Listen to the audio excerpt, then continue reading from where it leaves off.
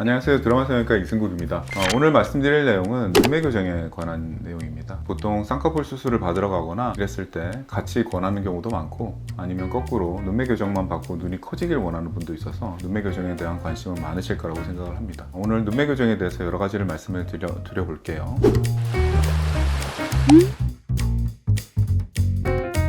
일단 눈매 교정이 뭔지에 대해서 얘기를 해야 되는데, 우리가 눈을 뜬다는 거는 결국은 눈을 움직인다는 거고, 움직인다는 것은 근육이 움직인다는 것이죠. 우리가 팔다리를 움직이는 것과 마찬가지로 근육이 수축을 하게 되고, 그 근육 끝에 달려있는 힘줄이 뼈나 연골을 움직이게 돼서 전체적인 움직임이 발생하게 됩니다. 안검 거그만에서 나오는 너림줄이 안검판을 잡아당겨서 눈을 뜨게 되는 구조를 볼 수가 있습니다. 실제로 안검 하수가 있는 분들은 이 구조에 문제가 생긴 분들입니다. 이것이 선천적인 건지 후천적인 건지에 대해서 또 분류를 해볼 수 있을 것 같습니다. 안검하수의 진단에 대해서 말씀을 드릴게요. 이 안검하수는 인종적인 차이도 있을 수 있고, 사람마다 외모의 차이가 있기 때문에 이 정확한 기준을 설정하기가 굉장히 어렵습니다. 다만 몇 가지 증상들이 있는데, 눈이가 꺼져 들어간다든지, 아니면 없던 쌍꺼풀이 생긴다든지, 아니면 쌍꺼풀이 겹쌍꺼풀 혹은 쌍꺼풀이 넓어진다든지, 이런 증상들이 있으면 안검하수를 충분히 의심해 볼 수 있습니다. 그래서 눈매 교정 수술이라는 것은 이 안검하수를 교정하는 수술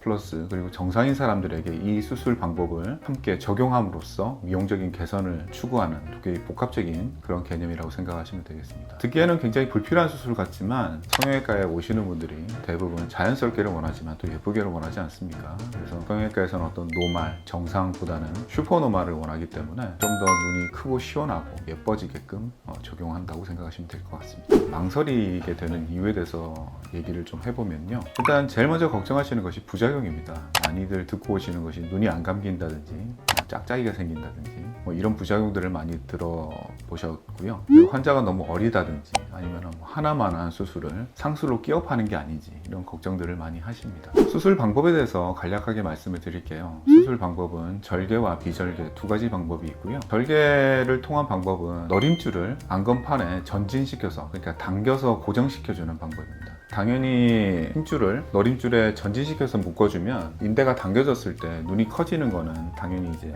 아실 수 있을 것이고요. 이로 인해서 일시적으로 눈이 조금 덜 감긴다든지 눈을 감는데 조금 힘든 그런 시기가 있지만, 한 1주 내지는 2주 정도면 충분히 눈이 감기고 눈이 감는데 크게 어려움이 없습니다. 그리고 너림줄을 전진시키는 거 말고 너림줄을 그냥 주름을 잡아서 그걸 그대로 당겨서 안검판에 고정시켜주는 방법도 있습니다.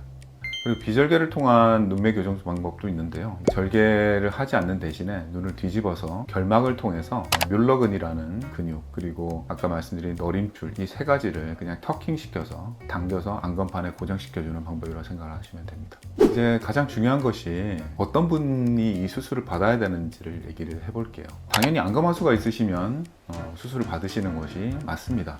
아까 제가 처음에 말씀드린 눈이가 심하게 꺼졌다든지 겹쌍꺼풀이 생겼다든지 양쪽이 차이가 생겨서 눈이 짝짝이가 된다든지 이런 경우가 있다 그러면 안검하수를 강하게 의심하시고 눈매 교정 수술을 받으시는 것을 권합니다. 그리고 나머지는 이제 눈이 커지고 싶고 이뻐지고 싶으신 분들이 받으면 됩니다. 일단 케이스를 먼저 보고 말씀을 좀 드려보면, 이 환자는 이제 갑상선 기능 항진증이 갑자기 생겨서 양쪽 눈에 안검하수가 생겼던 케이스입니다.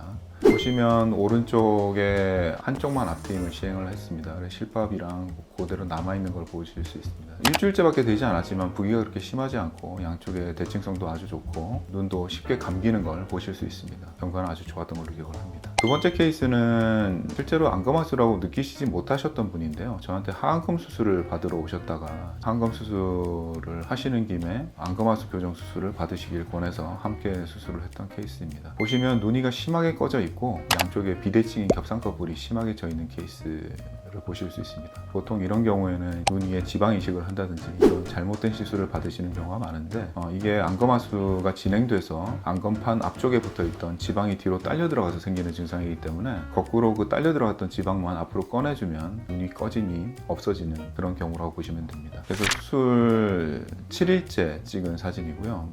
앞쪽에 실밥이 이렇게 다 보이는 상태입니다. 7일째만 돼도 눈 뜨는 게 굉장히 편해 보이시고 환자 만족도가 굉장히 좋았던 걸로 기억을 합니다. 그래서 이제 상술이냐 아니냐에 대해서 얘기를 좀 해보겠습니다. 물론 안검하수가 있는 경우에 수술을 진행하는 것은 상술이 아니라는 걸 여러분도 이제 아실 겁니다. 하지만 나는 안검하수가 있는 것 같지도 않고 눈이가 그렇게 꺼져 보이지도 않는데 왜 안검하수 수술을 쌍꺼풀 수술할 때 같이 권하느냐, 이렇게 이제 의문을 가지는 경우가 있을 수 있는데요. 정리를 해보자면 눈이 큰 게 좀 더 예쁘니까 보다 나은 결과를 위해서 권하는 경우가 있습니다. 그리고 이 수술 자체가 기능적이고 굉장히 해부학적인 수술이기 때문에 일단 환자한테 전혀 해로운 수술이 아닙니다. 그리고 또 한 가지 제가 말씀드리고 싶은 거는 이 안검하수 수술을, 그러니까 눈매 교정 수술을 같이 받으시면 쌍꺼풀의 회복이 굉장히 빠르고 매몰법 쌍꺼풀 같은 경우에 유지기간, 그러니까 잘 풀리지 않는 그런 장점을 얻을 수 있습니다. 또 한 가지는 이전에 절개 쌍꺼풀을 받으셨던 분 중에서 쌍꺼풀이 빨리 자리를 잡지 못하고 쌍꺼풀 모양이 이상해서 재수술을 받는 분들 대부분의 원인을 보면 기본적으로 안검하수가 진행돼서 양쪽에 비대칭이라든지 원하는 쌍꺼풀 라인이 안 나오는 경우를 많이 볼 수 있습니다. 그래서 결론적으로 쌍꺼풀 수술을 할 때 눈매 교정을 함께 받는 것이 환자에게 득이 되며 이거는 상술이 아니라고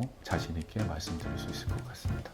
오늘은 안검하수에 대해서 그리고 눈매 교정 수술에 대해서 여러 가지를 말씀을 드렸고요. 수술 방법이나 이런 거에 결정하시는데 많은 도움이 되었길 바랍니다. 지금까지 드라마 성형외과 이승국이었습니다. 감사합니다.